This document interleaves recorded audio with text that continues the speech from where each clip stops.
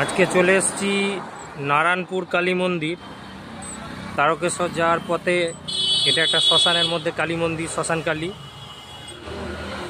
এখানে দেখতে পাচ্ছেন চুল্লি আছে, এখানে শিবের একটা,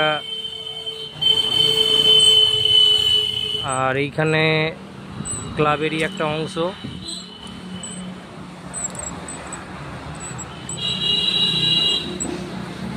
আমি অ্যাস্ট্রোলজার সৌরভ শাস্ত্রী।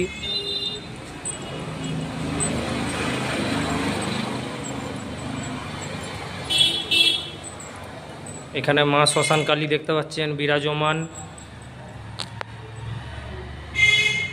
নারায়ণপুর শ্মশান কালী মন্দির এটা।